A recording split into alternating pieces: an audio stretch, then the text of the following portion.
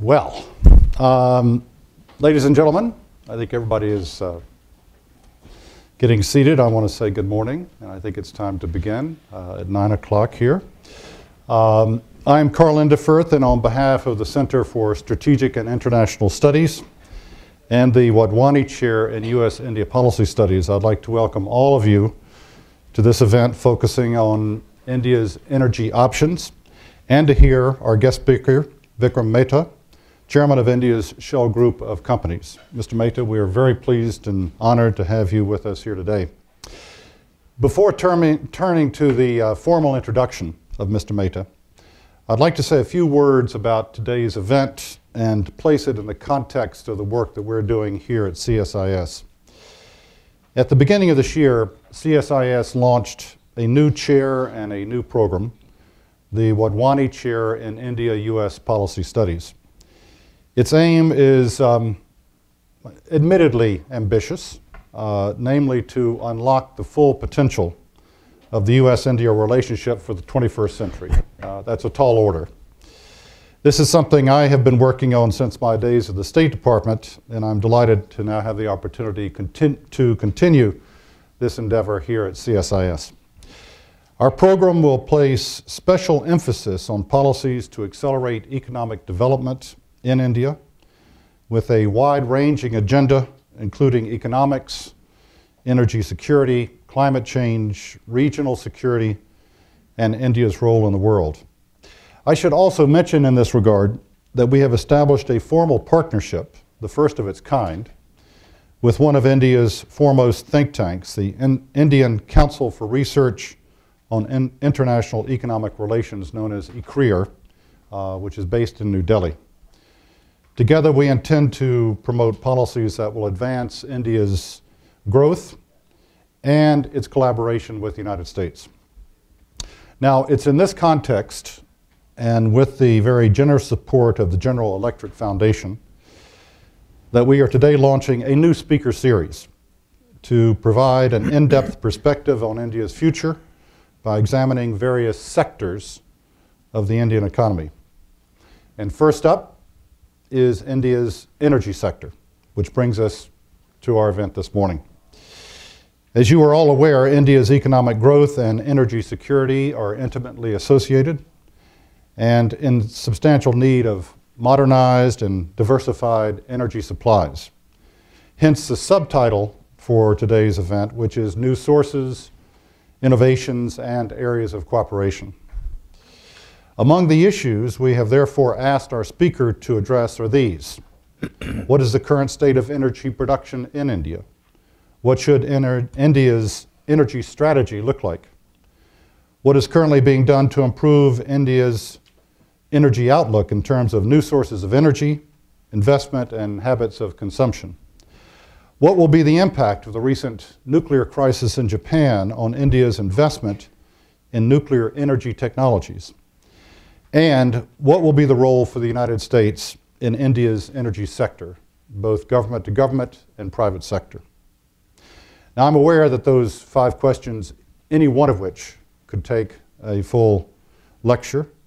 So I know that this is a rather large agenda, so I do think that it is time to turn to our distinguished speaker, and let me just offer these words of introduction for Mr. Mehta.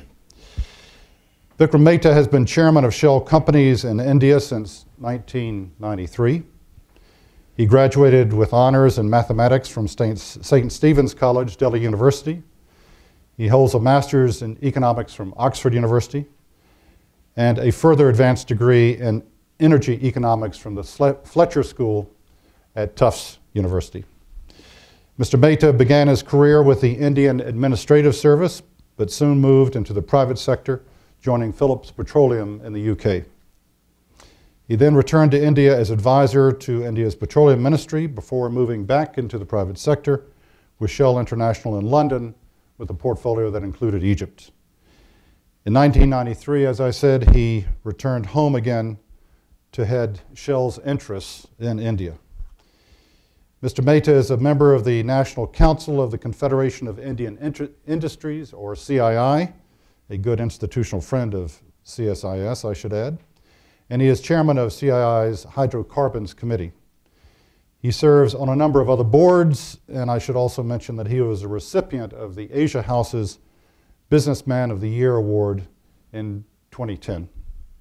So, ladies and gentlemen, we are indeed privileged to have Vikram Mehta with us this morning, and I would ask you to join me in welcoming Mr. Mehta to the podium. Thank you.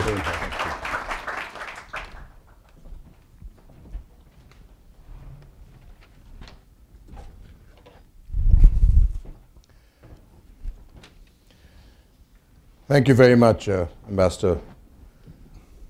I'm honored, I'm privileged to be here, and I'm particularly privileged to be the first speaker in this series that you've started.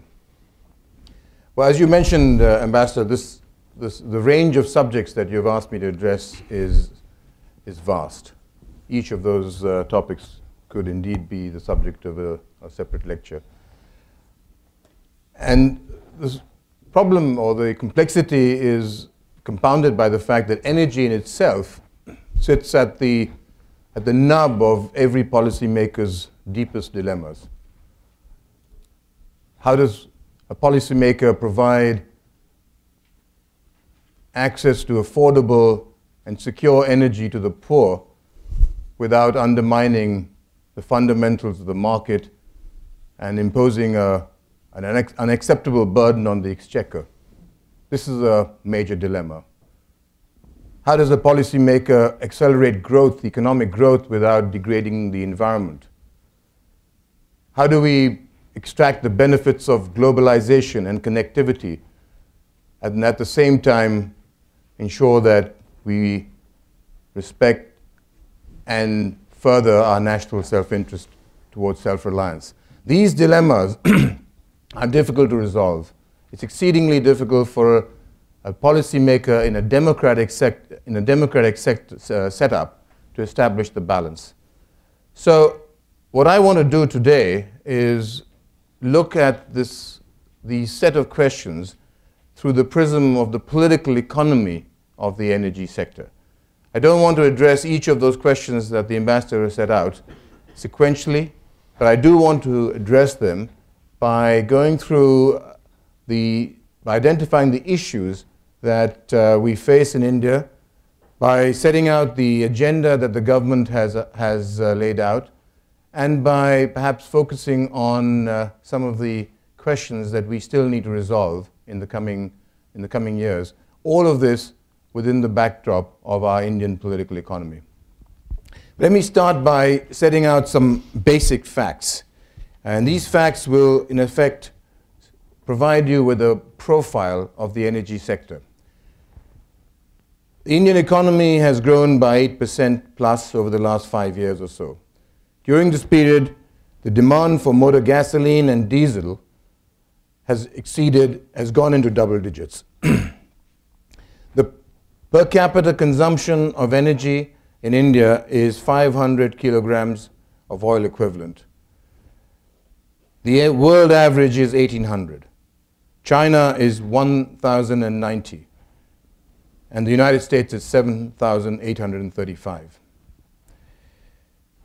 Over the last 5 years, the international price of petrol, diesel, kerosene, and LPG have increased by around 95%. During the same period, the domestic price for these four products have increased by 35 to 45%. The difference between the international price and the domestic price has been made up through subsidies and by the losses of the state-owned oil companies. In 2009-2010, the state-owned oil companies under-recovered, which is a euphemism for loss, $20 billion. In 2010-2011, the number fell to $15 billion. The only reason these companies didn't enter Chapter 11 was because of the IOUs and the subsidies that the government provided them. The IEA has estimated that India ranks amongst the top 5 subsidizers in the world. next only to Saudi Arabia, but above Iran. A fourth fact, the production targets for coal and oil have had to be scaled down. The Planning Commission has reduced the targets by 8 to 10% for both of those products. In 1980, India imported 27% of its crude oil requirements. Today, it imports 80%. The IEA has estimated that the OECD countries require 1.1 barrel of oil to add $1,000 to their GDP. The equivalent is 3.3 barrels for India. 45% of our population is not on the commercial grid. They do not have access to commercial energy. They rely on firewood or dung to meet their fuel, lighting, and cooking requirements. The contribution of hydro, nuclear, wind, solar, and bio is 7% to the energy basket. The entire energy infrastructure is, in short, based on fossil fuels. The expenditure on R&D collectively by our state-owned companies over the past 5 years was less than $1 billion. This is less than what Shell spent on R&D in 1 year. And the final fact that I just want to lay out is that there are 7, maybe 8 different government ministries dealing with aspects of energy in India. The Ministry of Petroleum and Natural Gas, the Ministry of Coal, the Ministry of Unconventional Energy, the Ministry of Atomic Energy, the Ministry of Power, the Planning Commission, the Prime Minister's Office. These ministries are headed by a cabinet minister. They have their bureaucracy, they have their vested interests, and they operate through their respective silos. Now, these 10 facts that I've just laid out are a jumble of facts. I could have picked on a few others, but the reason I provided this is just to give you a profile of the energy sector, but also then to identify the 5 hard truths that the Indian energy sector confronts. These 10 facts that I've just identified narrow down to really confronting the Indian energy sector and the Indian policymaker with these 5 hard truths. The first hard truth is the demand of energy is surging. The reason for this surge is population, prosperity, and policy. The population rate in India has come down from 2.4 to 1.1%, but we are still headed towards a population of 1.5 billion people. India is entering the most energy-intensive phase of its economic development. We have a huge plan to invest in infrastructure, manufacturing, power plants, and all of these are going to require massive amounts of energy. But over and above that, millions of people are entering what is loosely referred to as the middle class. These are people who have middle-class incomes, or if they don't have middle-class incomes yet, they certainly have middle-class aspirations. These are people who currently may be driving or may be using a cycle, but have the aspiration to trade up to a two-wheeler and then eventually to own a nano car. The pressure on demand for energy is going to be huge as this mass of people move from rural India to urban India and seek to meet their aspirations.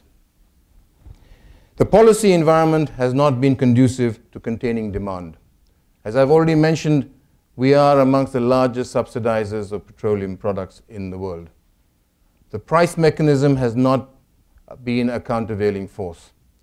Demand has been encouraged because of the subsidies on motor fuels, transportation fuels, and cooking fuel. It is estimated that the demand for energy in India will grow by 400% between now and 2030. These estimates are, in my view, simply estimates, but they do highlight the basic truth that our demand position is a worry. Demand is surging, and that is something that has to be considered very, very carefully. The second hard truth is that supplies of energy are struggling to keep pace with this demand. Coal is the mainstay of our energy consumption basket. We have abundant coal reserves. The reserves to production ratio of coal is around 85 years. And in principle, we should not have concerns about energy. But there are three major blockers to realizing the potential of coal. The first is that the coal mines are located literally thousands of miles, or thousands of miles, hundreds and thousands of miles away from the main consumption centers. They're also located in areas that are currently facing social difficulties. The Maoist movement in India is concentrated in those areas where the coal mines are located. The problem is that the infrastructure for bringing the coal from the production point, from the pit head to the consumption center is relatively weak and inadequate. Last week I read in the papers that 60% of the thermal coal power plants in India had less than 7 days of coal stocks because the rains had washed away the roads. And of those 60%, another 30% of that 60% had less than 1 day of stock. So they had reached critical levels because of the inadequacy of the infrastructure. And the third blocker to coal is quality. The quality of coal in India is poor. It has extremely high ash and sulfur content. For these three reasons, coal has had difficulty in actually meeting its production targets and indeed realizing perhaps the potential that the policymakers have set out for it. Oil is not available in abundance in India. We have 29 years of reserves to production ratio, but the bulk of these oil reserves are in areas that are geologically and topographically very complex. There is no easy oil left in India. It has been difficult to locate the oil, but it has been even more difficult to extract the oil on a commercial and sustainable basis. Now, that doesn't mean that we haven't had some successes. The private sector Reliance company discovered the largest gas field in the world in the year that they discovered it. And it has a production potential of 500,000 barrels of oil equivalent a day. There have been other smaller finds, but they've all held out the expectation that India, in fact, has a large amount of reserves that have yet to be located. The problem, as I've just indicated, is that these reserves are in very difficult terrain, and it is not easy to access them. We are hopeful about alternatives, but that is a long-term solution. Nuclear is very high on the agenda, but following Fukushima, there is local resistance. Only last week, a group of very senior ex-bureaucrats, headed by a cabinet secretary, filed a petition in the Supreme Court asking for a stay on all new nuclear generating plants. And they also asked for a complete review of the safety conditions. The Supreme Court has to look at this particular has to look at this particular petition. Wind, we are currently producing 8 gigawatts of wind power, and we have, again, on paper, huge expectations from wind. But here, the problem lies with the site. It is never easy to actually locate a windmill because of the need for land. And land rights are difficult to define in India. They have not been properly defined, title is never easily identified, and therefore it is not easy from a practical standpoint to actually expand or to scale up wind.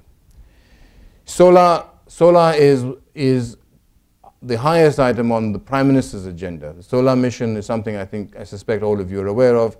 The government of India has given this great priority. But once again, there are commercial, technical, and financial reasons why solar is unlikely to make a major impact on our energy basket in the near future. Bio, there is a lot of talk about bio, but every time a policy paper is written, it raises the issue of how do we reconcile the conflict between food and fuel.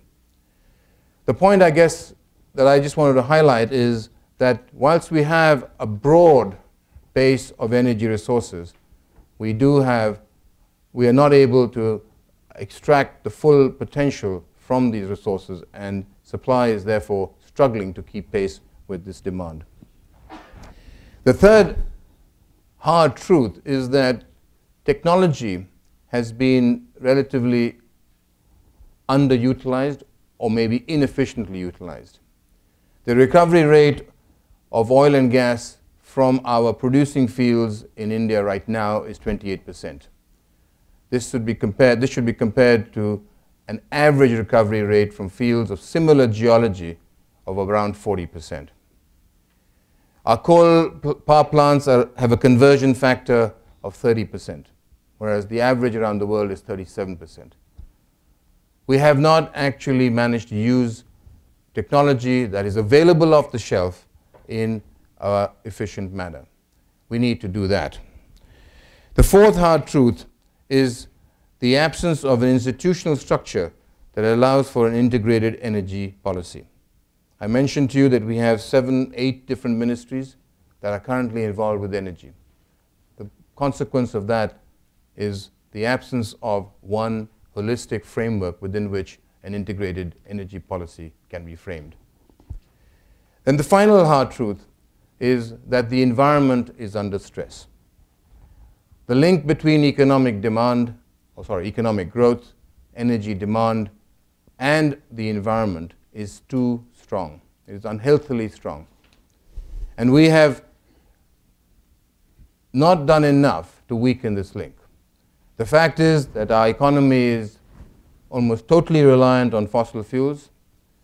The fact is that gas, which is a relatively benign fossil fuel, has not yet achieved its position in the energy basket because of the absence of adequate distribution and logistic infrastructure. And the fact is that 400 million to 450 million people are currently using firewood and dung to meet their requirements. They are denuding forests. The indoor air pollution as a consequence of dung has led to respiratory illness, which has apparently, according to the WHO, made that one of the principal causes for early death, premature death in India. So, for all these reasons, the environment is currently under great stress. Now, it's important that I've listed these 5 facts, 5 hard truths, because I just want to make 2 points. One is that these are very hard truths. And second is that we cannot even begin to address our energy security issues if we do not tackle these hard truths together. We cannot tackle these hard truths sequentially. We have to tackle them together. But in order for us to tackle these hard truths together, we have to recognize the issues, the constraints, the limitations within which the energy sector currently functions. And I wanted to just highlight 4 or 5 of those issues. They are, you might say, a slight digression from the specifics of energy, but they have a direct bearing on how energy policies are framed. The first is the conflict today in our society, in our country, between the society and the state. Our society is vibrant, dynamic, The people are demanding. They're questioning traditional concepts. They're upending traditional hierarchies. They're entrepreneurial. They're clashing with a state that is still hesitant and suspicious of change. They're clashing with a state that has certainly shed its leftist rhetoric, but maybe they have not shed their leftist impulses. This is a state that still wants to hold on to the energy sector. It has not unshackled the energy sector. It has not necessarily allowed the private sector and the government to operate on a level playing field.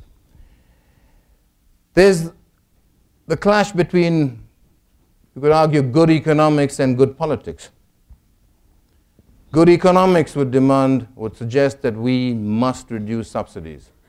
Good economics would suggest that we must use pricing as a countervailing factor to control demand, that we must encourage real competition. Populist politics, good politics, however, fears the consequences of the market. This clash between politics, and good economics is a major factor in the decision-making process regarding energy. There's a clash between centralization and federalization, or federalism. India, as you know, is a federal polity. Energy is a central subject. It's a subject that's handled out of Delhi. But Delhi cannot implement its energy policy without the support of the state governments. It cannot implement its policy unless they have the support of governments that give them access to land. It cannot implement policies if the political party in Delhi is at loggerheads with the political party running the states. This dynamic between the center and the state is another factor that we need to keep in mind when we discuss the policy issues related to energy. And finally, there is the whole dynamic between globalization and self-reliance. I already mentioned to you that we are connected. That's a cliche. But our oil sector is today aggressively looking for assets overseas. They already have a presence in 15 different countries.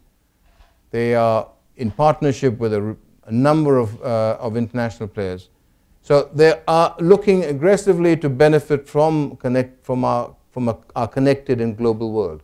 But at the same time, the logic for going overseas is always written in a language that highlights national security, energy security. And sometimes this dynamic between the imperative of globalization and the imperative of nationalism can actually lead to energy policy falling between the cracks. Now, I think that this is the backdrop against the next question, and perhaps the final question that I wanted to address is, what should our energy strategy then look like? Well, the premise of energy strategy in India has to flow from the hard truth that I mentioned. The fact is that fossil fuels will be the dominant fuel in India for the coming decades. Our energy infrastructure is based on fossil fuel. The fact is that we must do something to weaken the link between the economy, economic growth, energy demand, and the environment. We have to also look at energy security against the short-term compulsions of ensuring that we don't suffer from technical and market disruptions, again, and the long-term requirement to ensure access to reliable and secure supplies. And we have to also premise our strategy on somehow moving our economy from fossil fuels towards the alternatives. Those are the four premises on which our national strategy on energy should be based. And it is indeed the four premises on which the government is currently looking to develop their national strategy. What are the elements of this national strategy? What should be the elements of this national strategy? Well, first, there's no doubt that we have to do more to harness our indigenous hydrocarbon fuels. our hydrocarbon resources. We have to not only bring technology that will improve our recovery rate from 28 to 40 or 45, but we must establish partnerships that will enable us to access the oil and gas and the new unconventionals like shale oil and shale gas that are certainly available in India but are difficult to locate and then develop commercially. We cannot, I don't think, manage that on our own. We should be looking to liberalize our coal mines so that the private sector has access to our coal mines.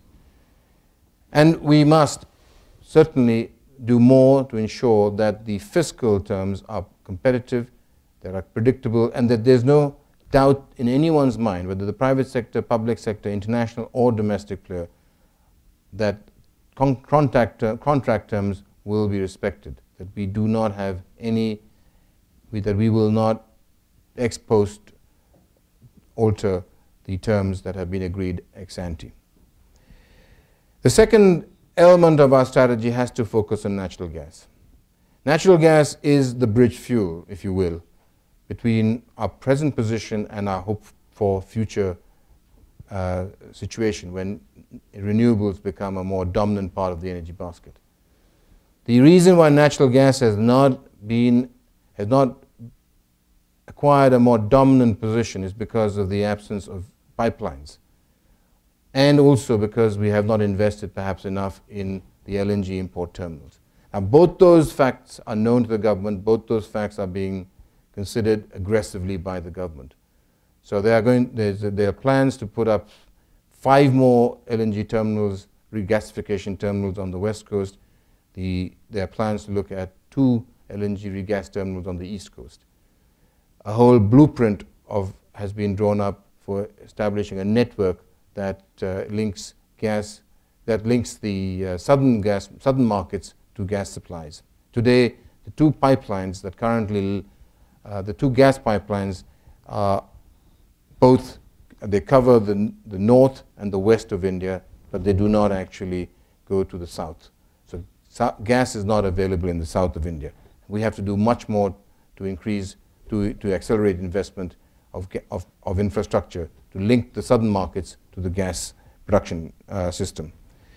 The third very important policy initiative, which has found expression in the Planning Commission's report that's just being published, is to rationalize fuel prices. We just simply cannot afford to continue to subsidize petrol, diesel, kerosene, and LPG. It is a burden on the exchequer. It makes a mockery, in fact, of all our expectations and hope and plans to control our fiscal deficit. But more than that, it is pushing the public sector companies to the edge of Chapter 11. It is also skewing the playing field between the public sector companies and the private companies. And as a consequence, the investment environment itself has been somewhat undermined. There is an important reason for us now to elevate the role of oil diplomacy. The bulk of our oil supplies now come from the Middle East, and they come from Nigeria, and we will be reliant on those countries for years to come. We therefore have to see what can we do to better establish the relationship between the Middle East countries and India. They have oil production, we have the market. Perhaps there is scope here for upstream, downstream linkages. But in effect, the idea of elevating the role of oil diplomats and energy diplomats within our policy framework is something that needs to find stronger traction. Demand conservation is a low-hanging fruit. It has not yet acquired the importance that it should have acquired. As I mentioned, there is no way we can meet our energy security aspirations if we focus only on the levers of supply. We have to also introduce demand into the equation. demand conservation and energy efficiency has therefore got to be a very pivotal part of our energy strategy. I mentioned to you that R&D expenditure is amongst the lowest in the industry. That has to change. That must change. The technical resource base in India is phenomenal. In Shell, and that, for instance, has a technical center in India. It's the only center of its kind east of Suez. At the time that we set up this center, we established a bar for shortlisting candidates. And the bar had to be raised 3 times before we were able to get a number, before we were able to start interviewing an acceptable number of people. There was far too many people who met the threshold that we had set out in the early stages of our development. Today we have 600 technocrat scientists and our own laboratory, and they are providing support to the group companies around the world. The support is of a level that Shell has decided to essentially look at only 3 technology centers around the world, one of which will be the one that we have set up in Bangalore. The reason for this example is to essentially highlight the fact that we have the human resource talent, but the industry has not spent enough on extracting the most from this talent. That is something that has to change. We cannot push for an increase in the role of alternative energies unless we also invest heavily in smart infrastructure. We have wind farms in Tamil Nadu that are unable to actually provide electricity because they have not been linked to the consumption centers. The fact is that we have got to start looking at investments across the integrated alternative energy value chain. It's no good just saying we want to develop or commercialize solar or wind or bio. We also have to see what can be done to recalibrate our infrastructure so that these new forms, new sources of energy are able to meet the needs of the customer, but we are also able to scale them up. That is one of the major impediments to developing new sources of energy in India. So the investment in smart infrastructure has to be a key element of strategy. We have to also now look at a much more stronger collaboration with countries like the United States. And these collaborations must be in the realm of technology. I've already given you several sort of examples of where technology can actually add value, where through the input of appropriate technology, we can shift the needle 5, 10, 15 degrees and add considerable value to our existing energy picture. We should not be looking at technology to radically reinvent the energy consumption basket or the energy supply situation. We should look at technology to do better what we're already doing. And finally, there is a need for a super ministry that focuses on energy. Today, we need to actually ask the question, how does a country develop an energy policy if it is handled through a multiple of decision makers, each of whom have a turf to protect, each of whom have companies to protect, and all of whom are looking at the energy picture through their particular silo. This issue, I think, is perhaps the most important and arguably the most urgent issues facing the energy sector. Were we to create an institutional framework that allows for a more cohesive and integrated energy policy framework, I think we would be able to address many of these hard truths that I've just identified. So I'm going to just stop here, Ambassador, because I think I've overrun. But this is, I hope, given you a sense of of the energy profile in India and answered at least some of the questions that you had set out. Good. Thank you.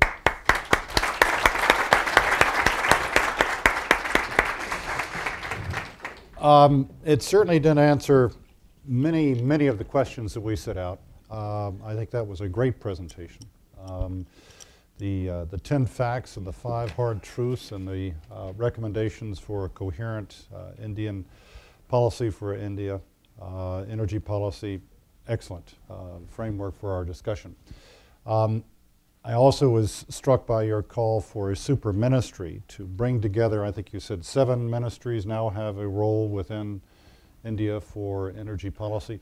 We tried to do that many years ago in this country by creating the Energy Department, and if I'm not mistaken, maybe some of my CSIS colleagues can correct me, I think that there is an event here tomorrow about the creation of the Energy Department and what that was intended to do to bring all of the various components of our government together. And indeed, the first Energy Secretary was James Schlesinger, who was a senior counselor here at CSIS. So we too have tried that bringing together a coherent institutional structure. Now, whether or not that has actually led to a coherent national strategy for energy in the United States is perhaps debatable, but we did go through that institutional reorganization. So I do wish India well in that respect. Let me do this. I'm going to perhaps begin with a question picking up on many of the comments that you made about India's search for alternative sources. I think you mentioned aggressively looking beyond India's borders. I'd like to ask a question on that, sort of the geopolitics here, and then I'm going to open this up to the audience for questions and comments. When we do that, by the way, let me mention we have 2 microphones. This is being recorded and webcast. You can see the camera here. So it is being webcast. It's being recorded for putting out immediately and for posterity. So I'd like all of you to wait for the microphone, and when you get that microphone, if you would state your name and your affiliation. And comments are welcome, because this is to be a conversation, but brief comments. And questions are welcome, but we'd love it one at a time, as opposed to the multi-part. I have a 3-part question, you've heard that before, which is really 3 questions. We want to try to get around the room.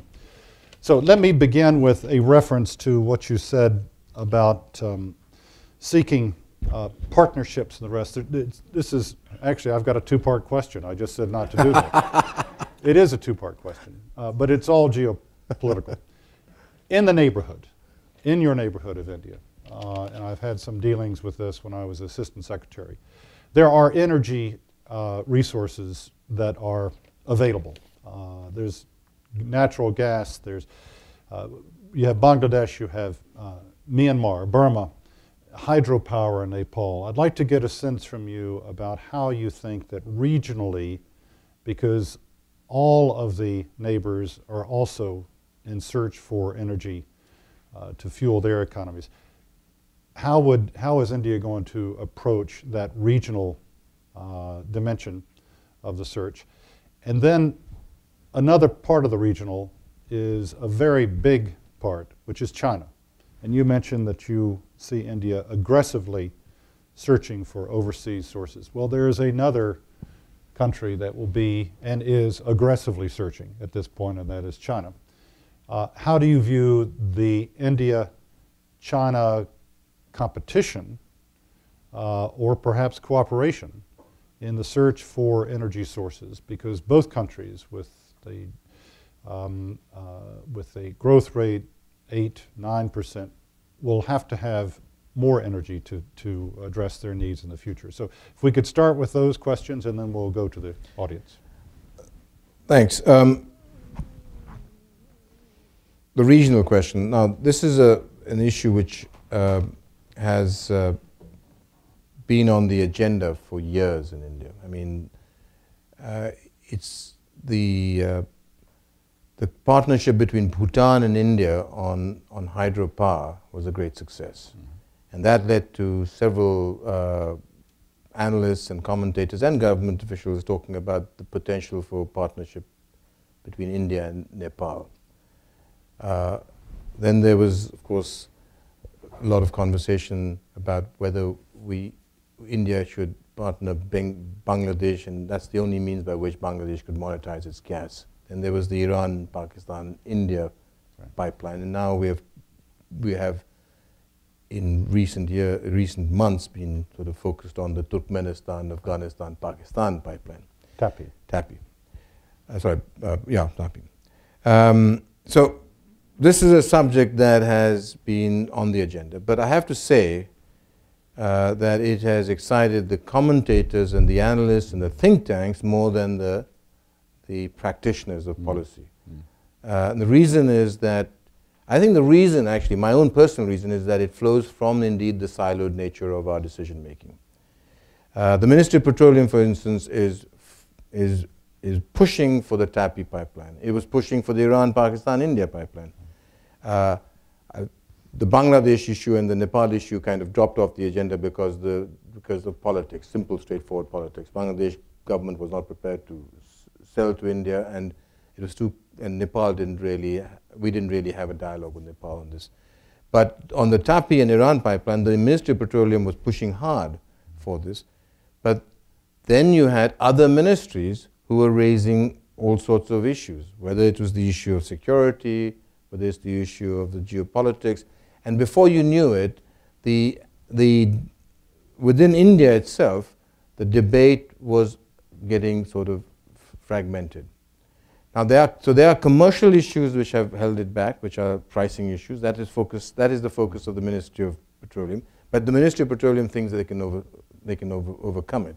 But the security issues and the geopolitical issues, which are raised by either the Ministry of External Affairs or maybe the Ministry of Home Affairs or the Defense Ministry, or indeed by the ministries that are involved with the consuming industries, that is the Ministry of Fertilizer, the Ministry of Power.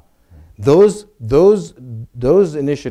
demands, those concerns, then complicate the whole negotiating process. So these subjects will remain on the agenda, but it's going to be some years before we actually find that we are physically drawing molecules from the region, in my view. That's, as far as China is concerned, we are in competition with China. China uses the balance sheet of China Inc. to get what it wants. India uses the balance sheet of the company that is out there fighting for an asset. So there's a mismatch here, and we are not as successful as China. And our successes are there. I shouldn't knock it. We have, as I said, I believe only last week we've just purchased a stake in Kashagan for $6 billion. I don't know whether the report is factually correct or not, but that is the report that's just come out. I just saw it, in fact, yesterday. But we have assets in Venezuela, in Brazil, in Syria, in Sudan, in Vietnam, and these are, we have paid top dollar for it. But we haven't been able to perhaps acquire the assets that we were looking at because in Africa, because China was much more aggressive. Mm-hmm. We have to again put the weight of India Inc. behind our efforts to secure assets overseas if we wish to compete effectively with other countries. Could I just pursue this for a moment in two respects? One is putting India Inc. behind. Recently, Manmohan Singh traveled to Africa. The U.S. and India have an initiative for African development. When he traveled to Africa, did he have oil diplomacy as part of his talking points? If he did, I don't know about it. Yeah. I don't think he did. I don't think the Minister of Petroleum was with him. I don't think the Secretary of Petroleum was with him. There are a number of private companies that have acquired assets, sort of downstream assets in East Africa. But it wasn't. I don't think it was part of his agenda. I may be wrong, by the way. I haven't really looked into it, but I don't recollect anyone from the ministry, talking to me about the Prime Minister's visit to Africa. Because the Chinese have a very targeted approach to Absolutely. Africa. Infrastructure building, doing things, and they're obviously. Yeah, so we can't. That's the whole point. We would like, let's say, if we went to Nigeria and we wanted to buy their upstream assets in Nigeria. The Nigerians say, well, maybe we'll consider you if you're investing also in a power plant. Right. The Chinese are they're able to make that commitment. We then have again to look at the multiple sort of decision makers, bring them all onto the same page before we can make that commitment. Because there's not one minister who then decides. It'll be 4 ministers. It'll be the minister for petroleum who wants the upstream asset. It'll be the minister for power who wants the, who's responsible for power. It'll be the Ministry of Finance who has to then sanction the funding, and then it'll be the Ministry of External Affairs because it's an overseas acquisition. Now, I'm not saying these are. I'm just making the point that in some areas, and in particular to do with energy, because energy is the only commodity on which we in India are dependent on the outside world. You can think of that. We are self-sufficient in food. All the other problems that we face are problems that are domestically sort of, engineered. But energy is one problem that we can't resolve on our own. We have to have partnerships. We have to be part of the rest of the world if we want to solve our energy problem. So I am a strong advocate of at least taking the energy sector, putting it aside and focusing on energy as a standalone strategic initiative and looking at an institutional structure that will not only strengthen our position vis-a-vis the rest of the world, but will also make it easier for us to, as I say, approach energy in an integrated, cohesive, coherent manner. Does anyone in India talk about energy independence? We have that term in the United States. We're all in the same boat here about being dependent on foreign sources. And occasionally here, we're going to make America energy independent, and people sort of roll their eyes. How are you going to do that? Do anybody talk about energy independence in India? They talk about it. It is an aspiration that the politicians will have in their speeches. But it is very clear that we don't see that happening in the foreseeable future. All roads, in many respects, lead back to the Middle East. When you talked about oil diplomacy and you talked about the Middle East and India, could you flesh this out a little bit? You've had experience with Egypt, deep experience in the region. How would you see this oil diplomacy going? Because right now, no one knows the future politics of the region. It's going through the Arab Spring, summer, fall, winter. We don't know where it's heading. What's your sense? I think I would say that we need to sort of focus. Well, in one sense, we need to abstract from the politics of the Middle East right now and focus on the resource base of the Middle East and whether or not their resources are and their national interests are, in some senses, in harmony with our requirements and our national interest. So that oil and gas are the 2 areas where we can have a partnership. One, because they need the market, we have the market. Gas, they need the market, we have that. But they're also looking, I think, to invest in the downstream the downstream sector in India.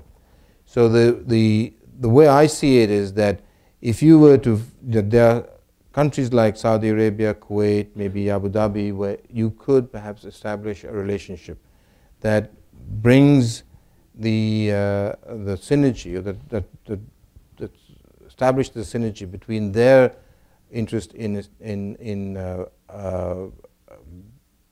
creating a market position in India and our interest in establishing long-term supply arrangements with them.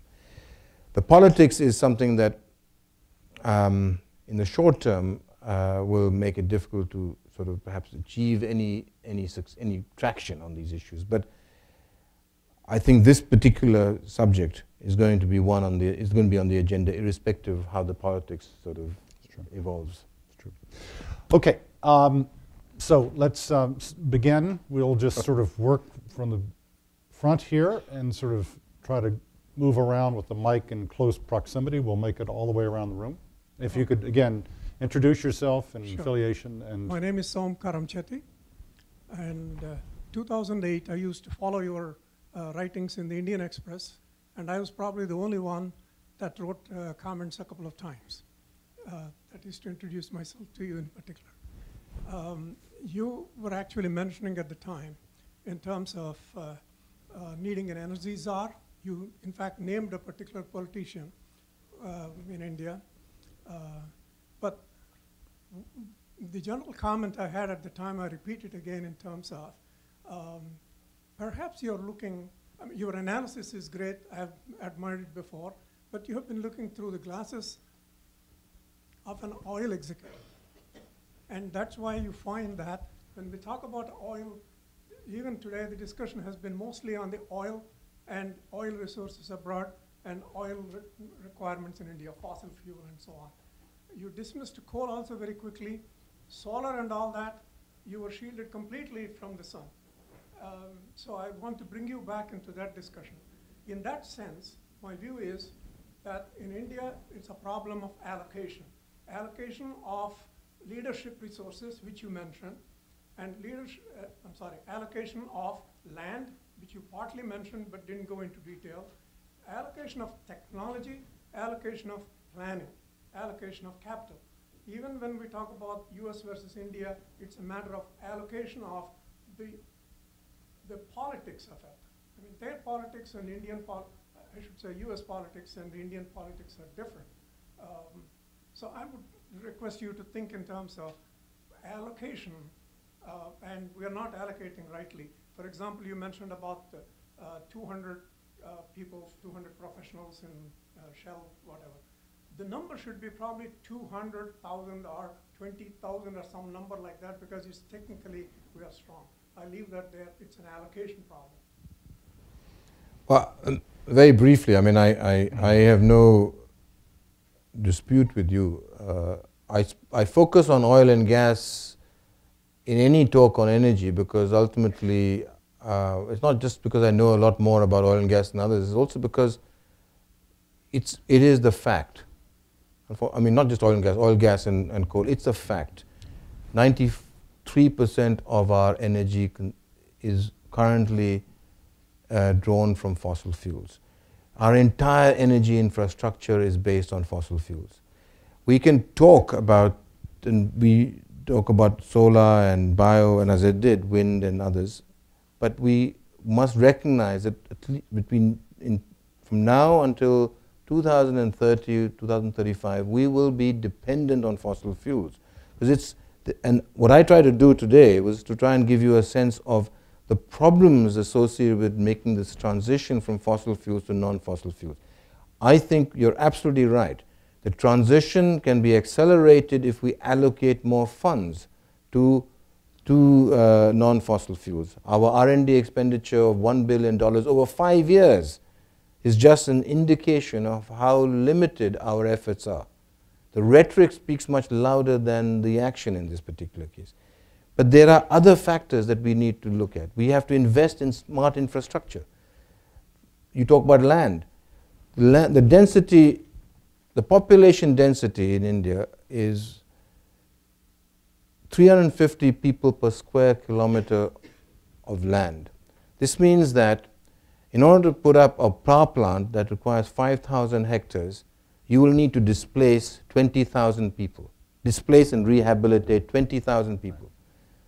I'm just giving you this statistic because it gives you an idea of how difficult it is to acquire land. It's not just a question of the title. The title in itself is always questionable. There are people who have, there's always some problem with the title. But even if the title was clear, even if the government owned the land, it is not easy to actually get the land, move the people, rehabilitate the people. We can talk about wind farms. We can talk about shale, for example. But any subject that requires large tracts of land is going to face the political economy of land acquisition. And I'm afraid I am a practical guy. I am saying green the fossil fuels as fast as you make the shift towards non-fossil fuels. So look for technology, allocate money for coal gasification, allocate money for gas to liquids, and also allocate money to building up a solar and wind and bio infrastructure. I have no doubt about that. But I would like the energy policy, opinion formers and all policy framers to also try and pick the low-hanging fruits of oil and gas and coal. There are huge avoidable costs in our economy. We don't need to incur those costs. So the recovery rate of oil and gas in India of 28% could go up to 40%. And just imagine what that does to our production figures. Why? It's not as if we need proprietary technology here. We need off-the-shelf technology. So that's all I'm trying to say. Allocation is key, I agree with you, but I'm looking at the whole sector of energy in a temporal sort of frame. I'm saying today the current priority is enhance indigenous production, green fossil fuels, weaken the link between demand and the environment, and at the same time allocate more money towards this transition. Isn't there a land acquisition bill going through the parliament now? Yeah, no. I mean, but I'm just thinking, I mean, a piece of this will come down to that kind of legislation within the Indian parliament to provide greater opportunities for infrastructure, for energy, and the rest. Absolutely. The land acquisition bill has been, in a way, driven by the complexities surrounding land acquisition. But, it's not as if the bill has been passed. It's not. We have, or in the U.S. Congress these days. We have questions at the front table here, and then we're going to go to the second table. So let me begin with my colleague Amir Latif, who is also a fellow at the Wadhwani Chair. Sir, Amir Latif, visiting fellow. Thank you for a wonderful presentation.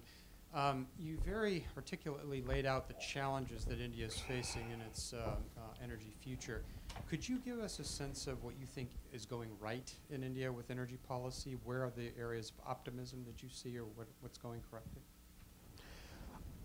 I think energy is now very much on everyone's agenda, and that's good. That's a positive. The dialogue, the debate is one that involves the private sector and consultants and think tanks. That's positive. On the upstream side, the private sector companies are now actively solicited. So there is no doubt, I think, in anyone's mind that risk capital is an essential prerequisite for successful exploration. We don't have, the government doesn't have the capital. They need to attract it from outside, and they're aggressively soliciting that. There is also clear recognition of the importance of gas. And as I said in my talk, when I say we, I mean the government in one sense, not me, but their government is encouraging the development of regasification terminals, and also they have this pipeline network. So there is debate on whether or not to privatize coal mines, so all that. I think the final thing that's going right is that we are much more open. It's a kind of a, you might say, an abstract statement, but I'm encouraged by the receptivity to new ideas. I'm not saying that we are coming up with new ideas, that there's a whole bunch of new ideas that are on the table. But one of the positives of, let's say, even a dialogue like this, is that if there was somebody who had a good idea, the government of India and the Prime Minister's office and the Planning Commission would welcome it. And that's important. The money is not there right now. We haven't allocated enough funds. We haven't allocated enough. We haven't changed the way that the oil companies or the public sector companies are operating. The bureaucracy is still very much, still in some senses shackling the autonomy of the management. So those are issues that are not good. But the positives are, those are the positives. Encouraging. Also at this front table. Peter Garrettson. So you represent a very interesting slice of the sort of the Indian political economy, being in sort of the executive public oil and gas sector. So I wanted to ask specifically on how sort of your segment of the Indian political economy views the intersection with energy security and competition, specifically in China. And there are sort of three general ways in which I'm interested. One is, I've read at various times that Arunachal Pradesh has significant shale and hydrocarbon resources. And that's an area of tension. Then there's the whole South China Sea and the potential exploration with Vietnam and other states. And then, of course, there's the question over ports such as Gwadar and whether or not that could impede flow. So within your sort of sector, what is the dialogue there? What sort of naval policies or security military policies are sort of favored within your community? And how do you look at how India ought to be posturing itself with respect to particularly its navy in these areas? Yeah, this question, or these set of questions are not actually part of the remit of the energy ministry. They are the remit of the Ministry of Defense, the Ministry of External Affairs. It does not mean that I'm not trying to suggest that the energy ministry doesn't get involved or doesn't actually face the consequences of these tensions. They do. So in Arunachal Pradesh, the problems that you are referring to may impede exploration. They may delay the gathering of necessary data. They may indeed actually deter investors, downstream investors, so that even if you were to find gas, you won't be able to monetize it because of lack of a market. Arunachal Pradesh doesn't have a market of its own. So that's how South China Seas. I mean, there was an article in the China Daily last week, People's Daily or one of the papers, in which it was an editorial piece where they slammed India for partnering Vietnam in the South China Seas. I mean, it was very aggressive language. Yes, it was.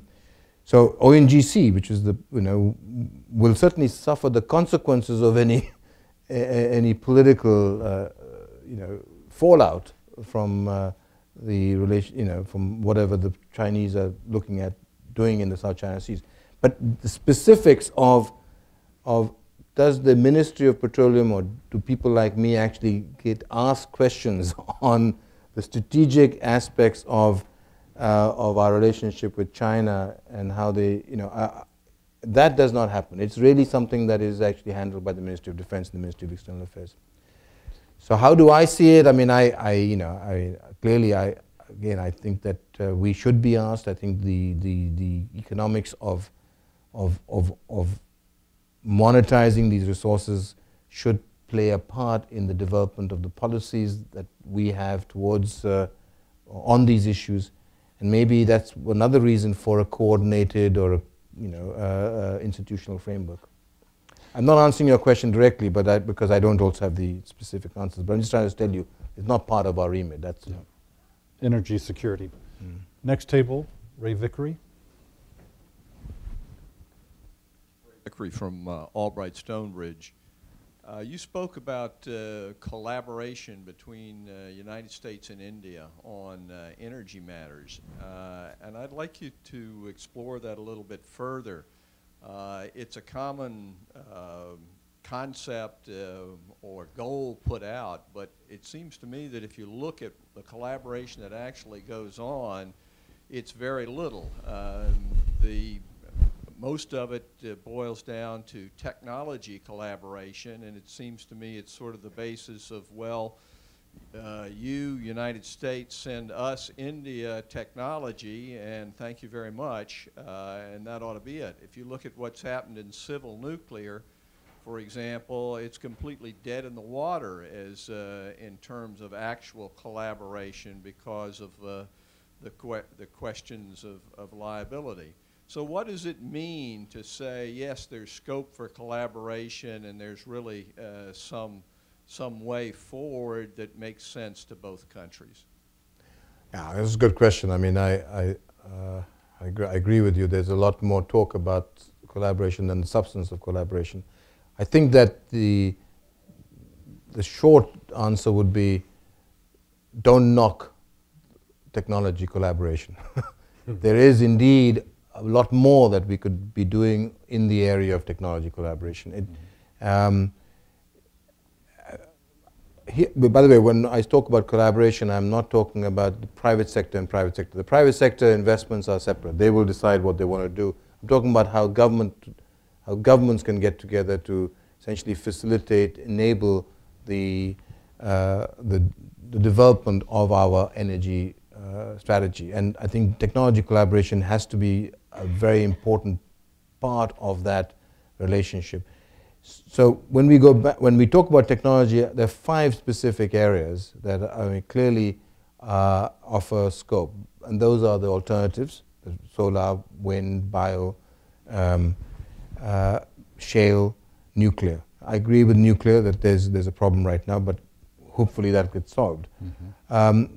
I think that you go one step beyond just collaboration. You actually look at setting up a center in India that does high-end technology research on these issues. I talked about the human resource base that we have here. Is there possibility for the US government and the Indian government to actually contemplate setting up an advanced energy institute for researching the technologies related to these new sources of energy? I think that's one concrete step that could be taken. I think a second possibility is that when we talk about shale, for instance, in India, it's clearly that we're going to draw on the experience and the expertise that's in the West. I mean, that's in America. And I know that the U.S. Geological Survey is helping India on this issue right now. But my own sense is that we should expand we should use that relationship to see whether or not the U.S., whether we in India can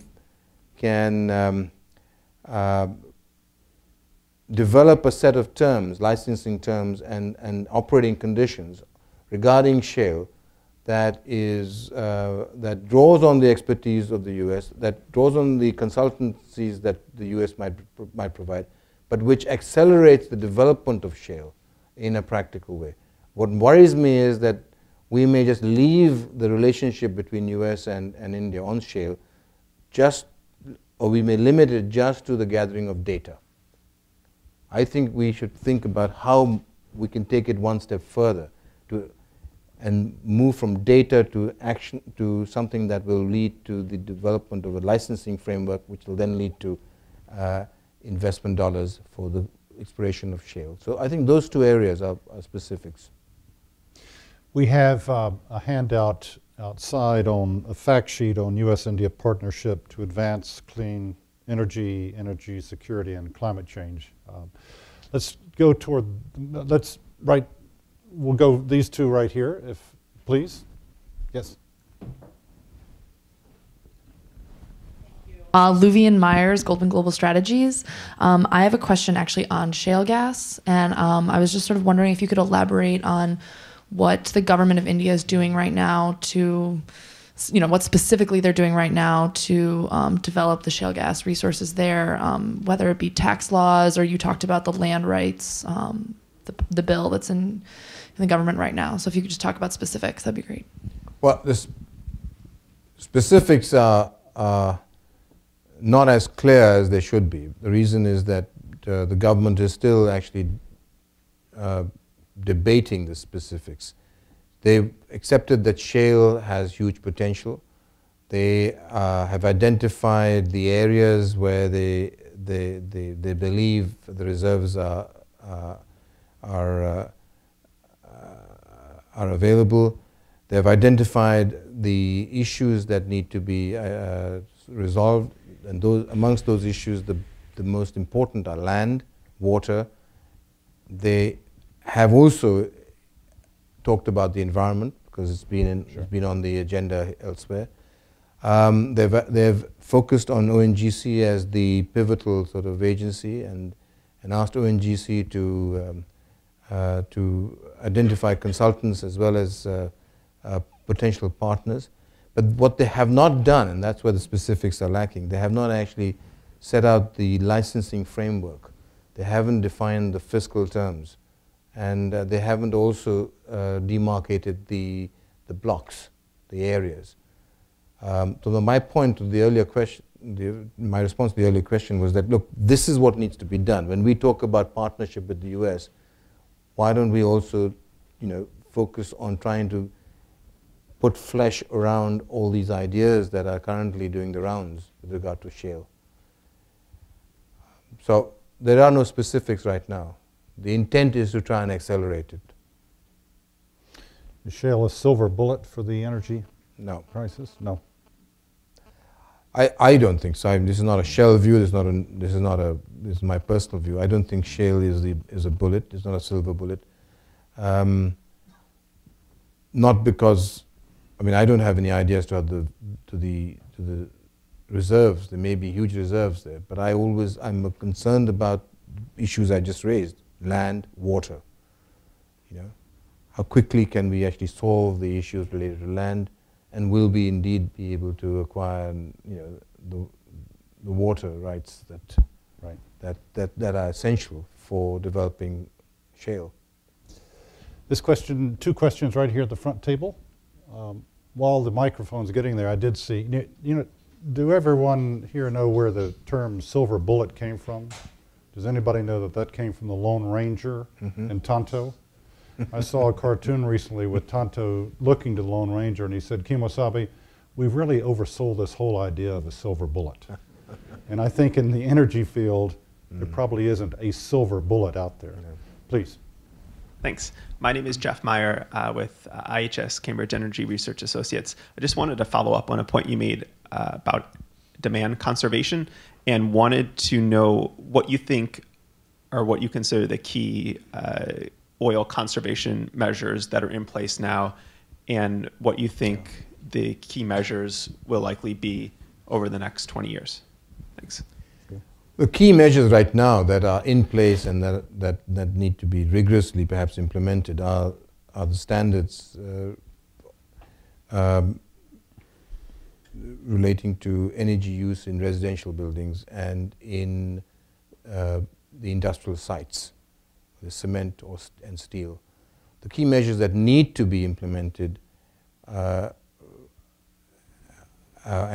need to be tightened are the measures relating to vehicle emissions. We haven't actually done enough on that. And my concern is that the challenge for the environment is actually going to come from air pollution from vehicles. That's sort of one part of the answer. The other is that the Energy Conservation Bureau, which is responsible for these measures, is not provided, in my personal view, does not provided the kind of profile and the resources required to execute this extremely important component of energy strategy. They need to be given a much higher profile and more resources, and they need to actually have direct access to the prime ministers and the key ministers. They don't have it. They get kind of caught within the bureaucracies of the ministries in which they handle, or in which they function. That's another problem. Final is that we have in the various government entities have all sorts of officers looking at issues like vigilance and are they operating to the right? Are they procuring material based on accepted procedures and so on. There are not enough people out there who are actually following their who are not ensuring that that these standards are implemented correctly.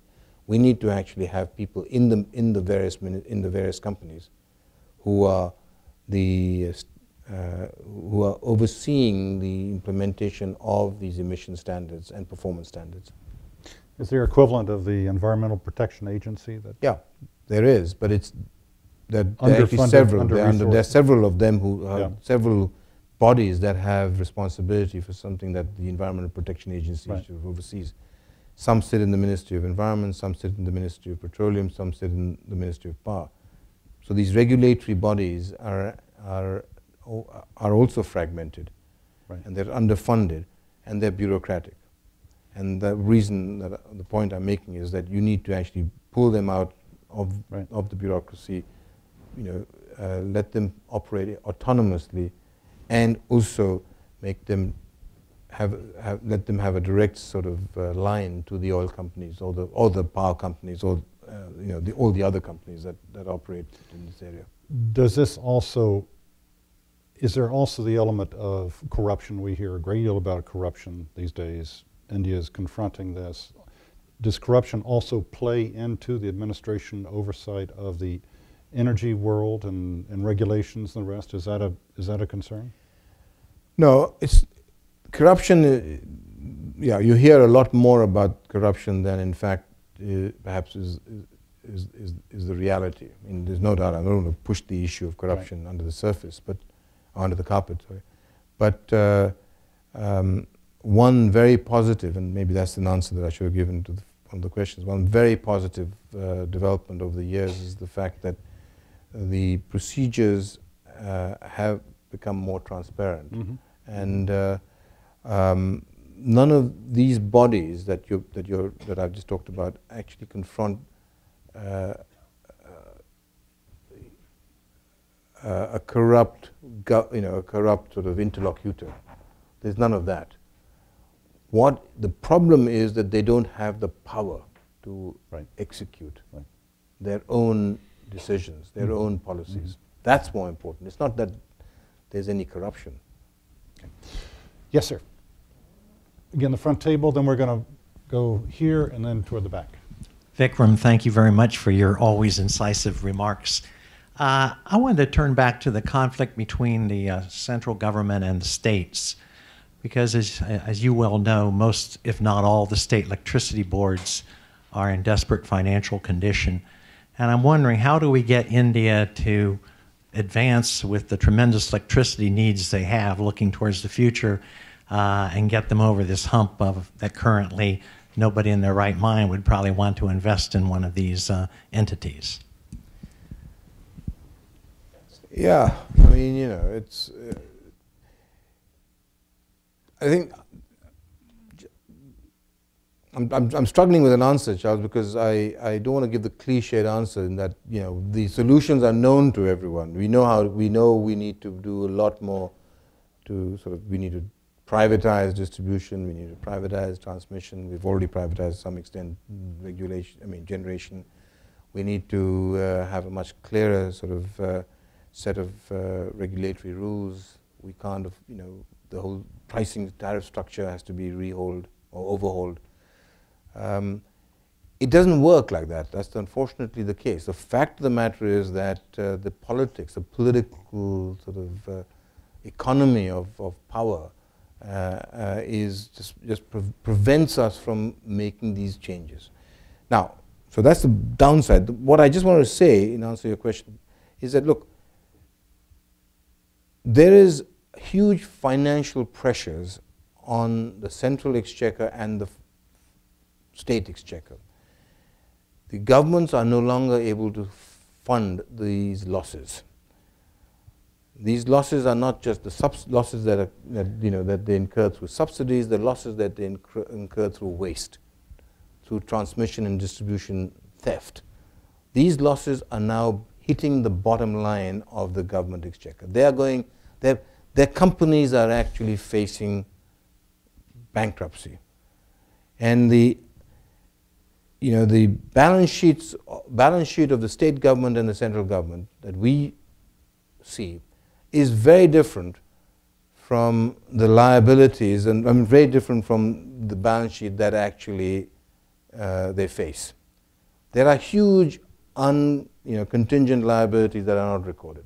One day someone's going to have to pay for it, and they're now beginning to recognize that the day is coming.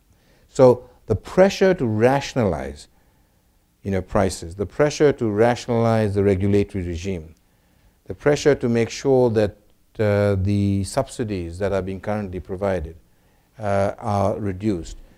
The UID scheme, the Unique Identification Scheme, this, these are all sort of initiatives, the pressures, and then on top of that the scheme.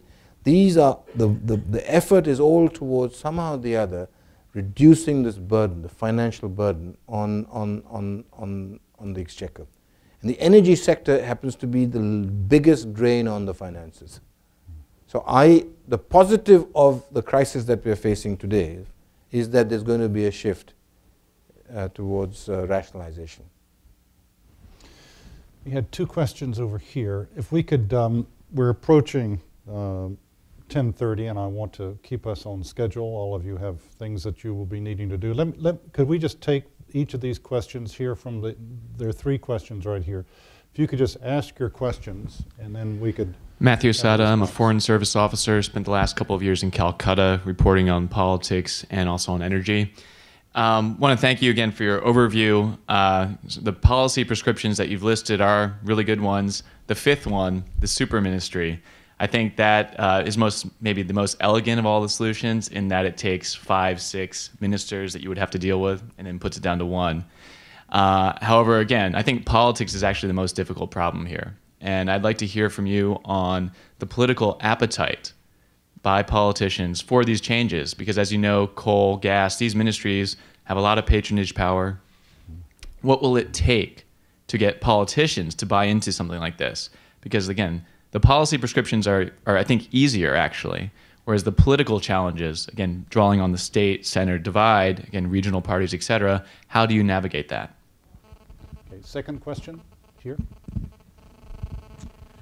You mentioned it very briefly with the first question regarding advanced fossil energy. Can you discuss a little bit more about the appetite for those types of solutions, i.e. syngas, coal to liquid, given the abundance of shale gas, or given the abundance of low-grade coal, some of the challenges with land and water within the region, and also surging demand and subsequently price for LNG within the region? Good. And the final question, we actually have 2 final questions in the very back. So, Deepa? Deepa Olapalli from George Washington University.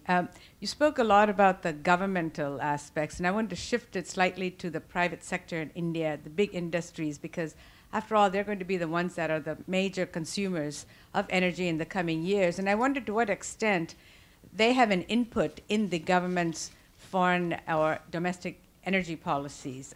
Is there an industry voice that you can identify? Are there different preferences for whether it be domestic strategies or international, particular pipelines, competition with China? I mean, is there an industry stand on this? And finally, the last question. Albert Nahas from Cheniere Energy. We just mentioned LNG and prices in the region. With substantial Indian investments in the shale gas boom here in the United States, do you think that will facilitate transfer of technology to India? And do you think that the companies investing here in exploration are going to be shipping back fairly cheap U.S. gas to India, bypassing the regional price mechanism for gas and oil, which is oil-based? Let me go in reverse order. Remind me if I haven't actually answered all the questions. I think the companies that have invested in the U.S. are unlikely to actually look at transferring technology on their own. They may become a partner in the process of transfer, but I'm not sure that that's the raison d'etre for their investments here. There's certainly a number of private companies in India who are looking at the U.S. as a potential source for gas. These are companies that have set up a power plant but have not actually secured an allocation of gas from the government of India. And they are in discussion, but how serious is that discussion? I don't know how serious the discussion is, but they're certainly in discussion with one or two companies in the U.S. I think it'll be some time before that, before molecules from the U.S. actually come to India, but it's not beyond the realm of possibility. The private sector is a major contributor to policy in India. One of the big changes that I think has taken place over the last 2 decades is that the private sector is no longer just a supplicant. They don't just sit in front of government offices waiting to ask for favors. They are now actually part and parcel of the decision-making process. There are a number of bodies that involve the private sector. So they do play a role. There are also, of course, industry bodies that are more increasingly influential. The Confederation of Indian Industries, FICCI, these are. Then there are individuals who are very powerful in the Indian context. And many of these individuals run large energy companies.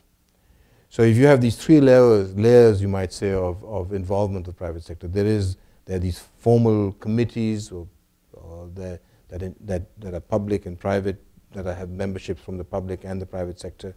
They have the industry federation, and then you have the individual. But I think the basic point I'd make is that the government is now more receptive to input from the private sector, especially on energy. I mean, I was a member of what was called the R group many years ago, and that group was chaired by the minister, and R stood for reforms, and it actually formulated the policy that led to the deregulation of the industry. I have to say, and that policy then was decided by the cabinet, it was gazetted as a government sort of policy, and so on and so forth. But the point is, of course, subsequently many elements of that particular decision got re-regulated. But that's not, I don't think that's not the answer to your question. The answer to your question is yes, the private sector is very much involved. There is a lot of appetite for technology, whether it's coal gasification, gas to liquids. If you were to talk to Gas Authority of India or Coal India, you would find huge receptivity. You would find that people want to learn more. There's a big gap between that statement of interest and the translation into action. And again, I go back to this fundamental point. I think I've made it so often. The reason for this gap is that these entities have to deal with a whole bunch of other entities before they can pull together and convert a policy statement into an actionable item. So if you wanted to, say, introduce coal gasification technology, you would need to talk to the Ministry of Power, because there's gas. You need to talk, the Ministry of Petroleum, because there's gas. You need to talk to the Ministry of Power, because if it's a power plant. You need to talk to the Ministry of Coal, because you need access to coal mines. You need to talk to the state governments, because those coal mines are in the state governments, and are part of the state remit. By the time you've gone through this circle, the whole idea is lost. see? So this is once again the problem. I mean, the positive, the real positive is that we have an open, transparent, and very receptive environment. And today, energy is on the agenda. People are looking for solutions. It is now, the challenge is the institutional framework, the political and decision-making framework. And the last is the appetite for, that was your question now. I didn't manage to write it down properly. So just give me a political appetite exactly. So absolutely. So now, yeah, a good question and difficult to answer. I mean, I don't know the answer, frankly. I would say that, but you know, it would be impossible to seek an institutional change of the kind that I'm asking, if by what I'm asking is collapse all the current ministries into one ministry. I am not asking that. I mean, if that was the case, it's not possible. What I'm really looking at is create something else. Let all of these institutions maybe exist, but the Prime Minister needs to exercise his authority to really pull together the energy policy under one umbrella. Now, it's politically infeasible for you to get rid of the Ministry of Petroleum, Coal, Power. It's not just possible. But it is not politically infeasible to identify a set of issues which are focused on energy security, or maybe, new energy sources, perhaps oil diplomacy, one or two specific issues which we feel are of paramount importance in meeting our energy security requirements, and putting that under the executive authority of a super ministry. Okay? Now, today, if you put it under the authority of the Planning Commission, which is run by an extremely competent person, there will be huge traction, but he has no executive authority. He can't implement it. He has to go back to the ministries that I just referred to for implementation. So I am saying to myself, we've come to a very critical crossroad as far as energy is concerned. We can't allow things to drift. We can't allow the institutional sort of framework to delay decision making. So let's pull out from maybe the 10 or 12 items that I identified as strategies, pull out those which are of paramount importance, and let's implement that through a super ministry. Excellent. Well, let me present. We want to thank Mr. Mehta. We have a token of appreciation for him. Actually, it's a thematic token of appreciation. I think that you already know the author of this book, Daniel Yergin. Oh, yeah. Oh, great. You got this is The Quest, Energy, Security, and the Remaking of the Modern World. I thought there could be nothing more appropriate to give Mr. Mehta for this, because we are all jointly on this quest. And so much of what you've talked about are chapter headings in Dan Yergin's new book. So let me present this to you, and let's all express our appreciation. Thank you very much. Thank you very much, Vikram.